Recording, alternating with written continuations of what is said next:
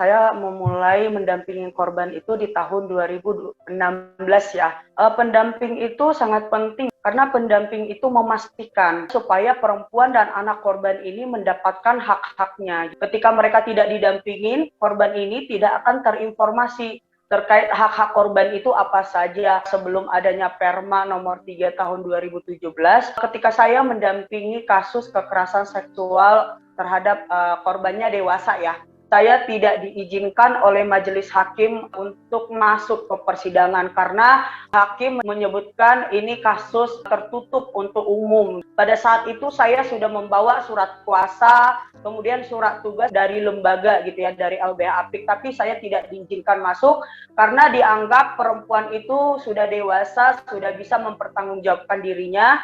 Yang kedua, hakim menyampaikan bahwa sudah ada jaksa yang mewakilinya. Artinya akses pendamping itu tidak mudah untuk mendampingi kasus-kasus perempuan dewasa berhadapan dengan hukum.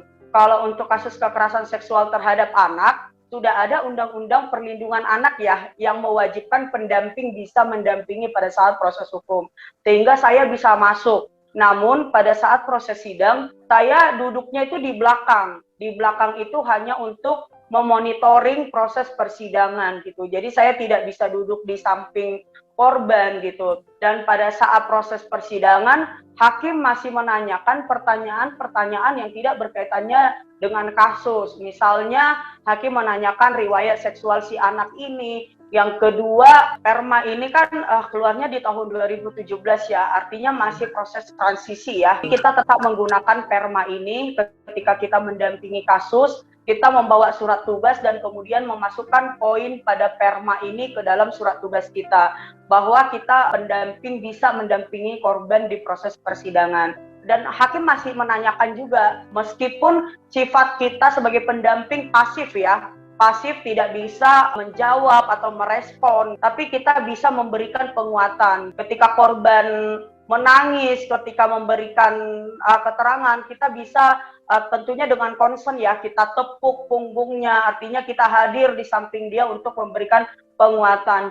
Ketika hakim memberikan pertanyaan yang dimana korban sulit untuk mencerna pertanyaan hakim, saya meminta izin kepada hakim supaya saya diizinkan untuk menerjemahkan dalam bahasa yang sederhana kepada si anak ketika mendampingi kasus disabilitas ya, yang dimana kita menyampaikan terkait Perma yang akhirnya sidang itu si pelaku dikeluarkan dari proses persidangan karena si korban trauma. Akhirnya proses persidangan itu dipindahkan di ruang perpustakaan gitu. Di ruang perpustakaan hakimnya memiliki inisiatif. Jadi hakimnya membuka toga, jadi jaksa membuka toga, pengacara membuka toganya.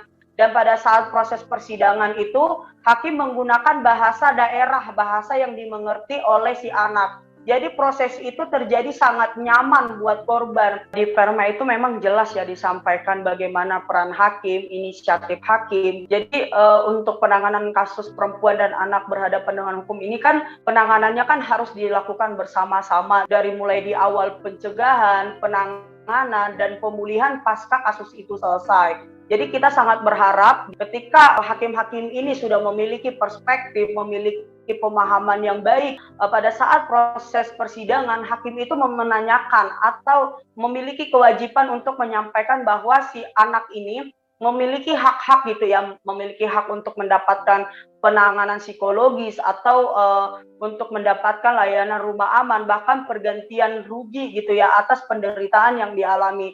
Jadi meskipun proses persidangan harus ada edukasi. Edukasi itu juga bisa untuk korban, bahwa hakim bisa menyampaikan bahwa kamu memiliki hak 1, 2, dan 3. Hakim juga bisa mengedukasi pelaku. Semua yang ada di proses persidangan itu bisa diedukasi. Bukan hanya korban, tapi si jaksa, si hakim juga bisa diedukasi dengan adanya Perma ini. Pendampingan kasus perempuan dengan hukum ini tidak hanya tanggung jawab dari jaksa saja atau tidak hanya tanggung jawab polisi, tapi kita berjejaring bagaimana antara multi stakeholder ini bisa memberikan pelayanan terbaik buat korban.